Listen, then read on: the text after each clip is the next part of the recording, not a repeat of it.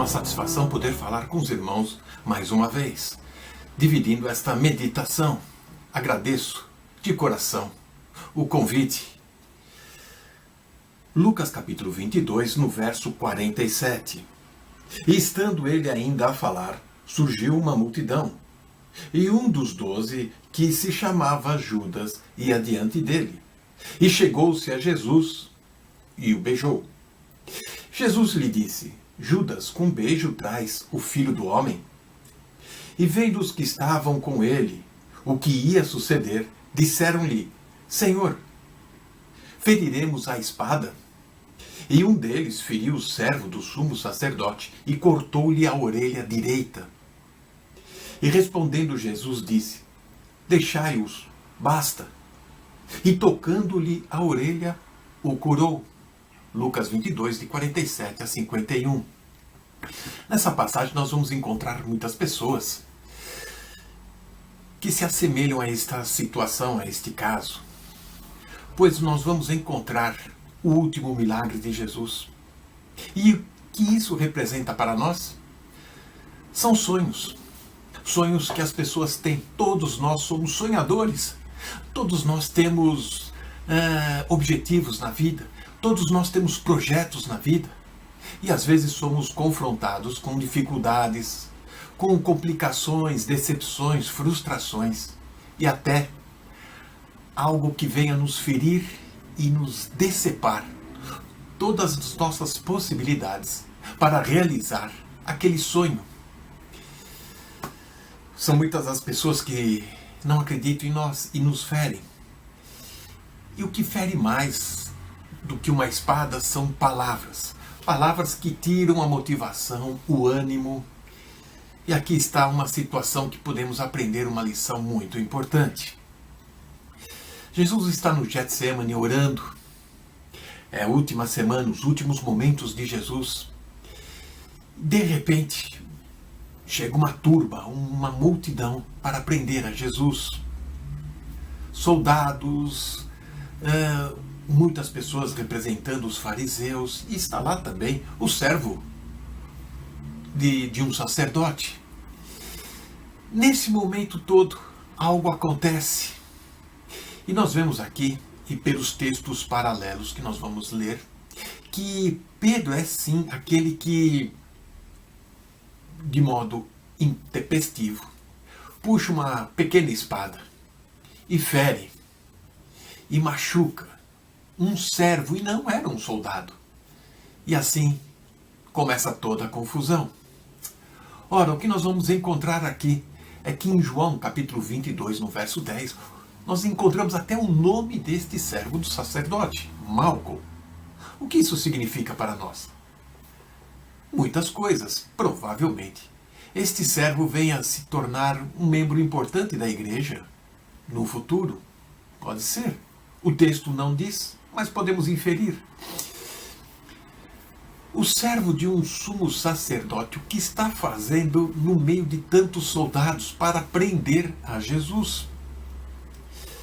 Bom, este é um servo que tinha sonhos, e todo servo, ele está no seu último ano de serviço, de aprendizado, para assumir as responsabilidades de sacerdote e aí chegar com o tempo a ser sumo sacerdote. Esse era o seu sonho.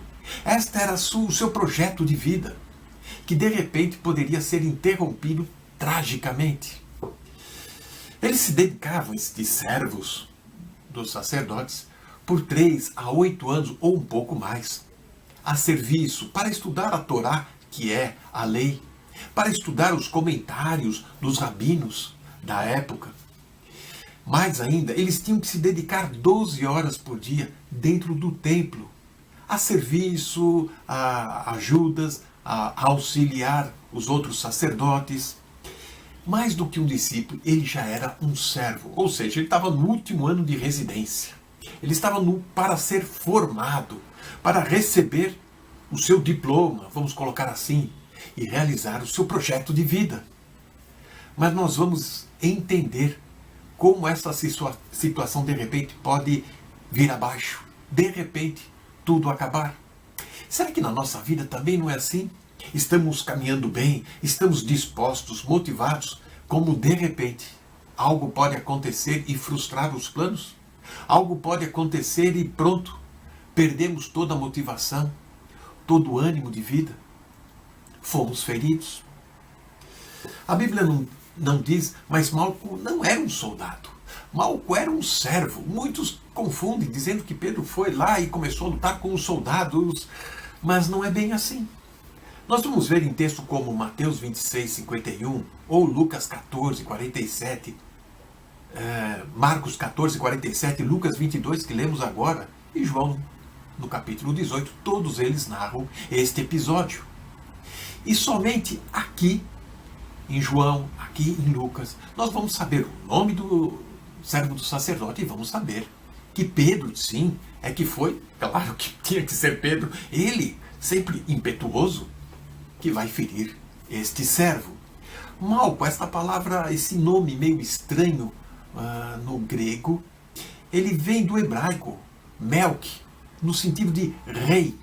Então ele tinha um nome distinto, um nome daquele que projetava um grande futuro. Era assim. Todos nós projetamos futuros, sonhamos, mas de repente, no meio de alguma confusão, podemos perder toda esta projeção. Vamos ver em Mateus capítulo 26 o que acontece com Pedro, principalmente.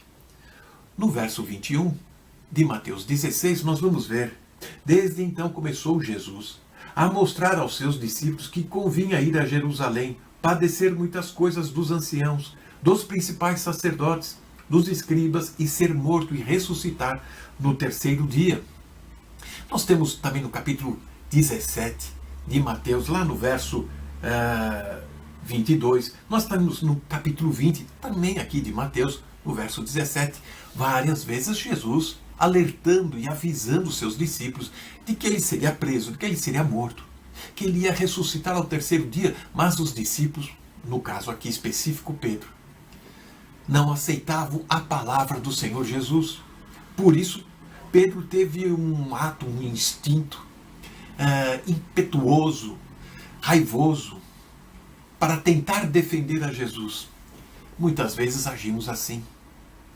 Estamos lendo a palavra de Deus, conhecemos a revelação do Senhor, mas não aceitamos aquela verdade para a nossa vida. E o pior, começamos a agir do nosso modo. Queremos entender e interpretar as Escrituras conforme as nossas intenções, conforme os nossos valores, aquilo que achamos ser o certo, aquilo que entendemos ser o correto. E com Pedro não foi diferente. Ele quis defender a Jesus, ele quis, de uma maneira própria, aplicar aquilo que o Senhor Jesus havia revelado a ele, demonstrado a ele.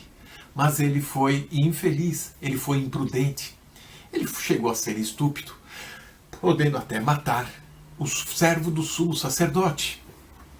O que nós vamos encontrar é que o sumo sacerdote ele tinha vários servidores, vários servos, que tinham várias funções dentro do templo, de guardar as ofertas, de trabalhar no altar, limpando o altar, abrindo portas, recebendo ofertas, trabalhando na tesouraria. E este Malco, este servo do sumo sacerdote, provavelmente já estava no último ano do seu serviço, pronto a ser promovido. Ele poderia representar o sumo sacerdote naquela situação para prender a Jesus. E é exatamente nesta figura que Pedro vai se deter. Aí nós vamos encontrar Malco, esta pessoa que de repente a sua profissão, a sua promoção corre risco. Quantas vezes por um ato desferido por alguém, o nosso sonho de uma profissão, de uma promoção, é interrompido, é arruinado, é estragado. Veja aqui no livro de Levíticos, terceiro livro da Bíblia, no capítulo 21, no verso 21, diz assim: nenhum homem da descendência de Arão, o sacerdote, em quem houver alguma deformidade, se chegará para oferecer ofertas queimadas do Senhor.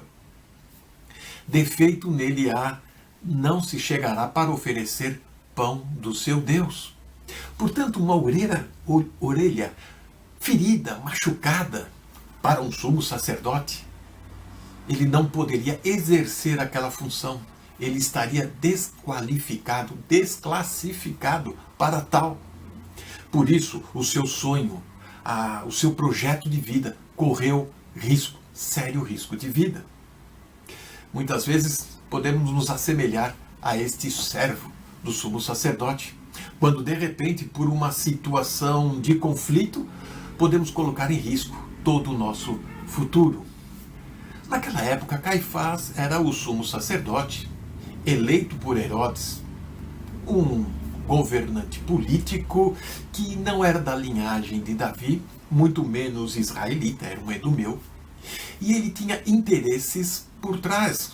Roma, que estava dominando, era o império da época, estava inferindo dentro da ordem sacerdotal.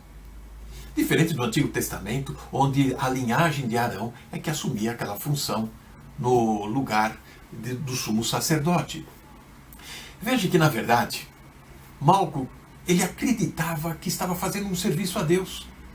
Ele estava na obra de Deus, para ele, mesmo estando com o grupo errado. Ele havia dedicado toda a sua vida para chegar no momento certo e assumir a sua posição. Porém, ele correu o risco de colocar tudo abaixo. Malco era um homem que estava na multidão errada, ele estava defendendo a causa errada, ele estava se envolvendo com pessoas erradas. Pedro estava no grupo certo, na multidão certa. Ele estava, Pedro, com a pessoa certa, o Senhor Jesus. Mas ele estava defendendo a causa de modo errado. Pedro puxa da espada e vai ferir Malco. E nós sabemos que a orelha direita para o sacerdote, ela era fundamental. Veja como as escrituras são específicas na inspiração de cada palavra. Esse detalhe, que às vezes nos passa desapercebido, é muito importante para o nosso entendimento e aplicação também. Nós vamos ver que na lei cerimonial, todo sumo sacerdote tinha que ser ungido antes de prestar serviço ao templo, ao Santo dos Santos. E nós vemos isso em Levíticos, no capítulo 14, lá no verso 14, que diz assim: "E o sacerdote tomará do sangue da expiação da culpa, e porá sobre a ponta da orelha direita, daquele que tem de purificar-se sobre o dedo polegar da sua mão direita e o dedo polegar do seu pé direito." Êxodo, no capítulo 29, no verso 20, enfatiza a importância destes detalhes e deste ritual no Antigo Testamento, não para a igreja. Imolarás o carneiro, e tomarás do seu sangue e o porás sobre a ponta da orelha direita de Arão, e sobre a ponta da orelha direita de seus filhos, como também sobre o dedo polegar da sua mão direita e sobre o polegar do pé direito. Espargirá o sangue sobre todo o altar ao redor. Portanto, o que nós estamos vendo aqui é que seria impossível ser sacerdote com defeitos, principalmente ferido com a orelha direita. O que podemos aplicar e entender para a nossa vida é que Malco era a pessoa errada, no lugar errado, na hora errada.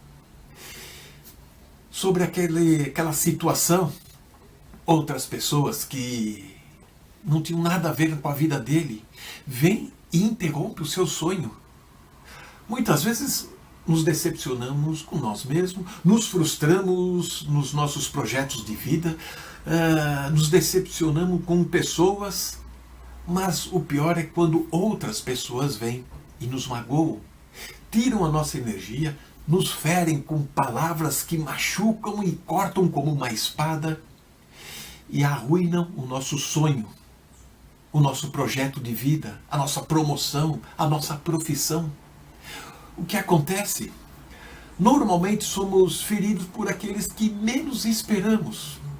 Jamais Malco iria esperar que Pedro, ou um dos discípulos de Jesus, iria atacá-lo ou iria ferir.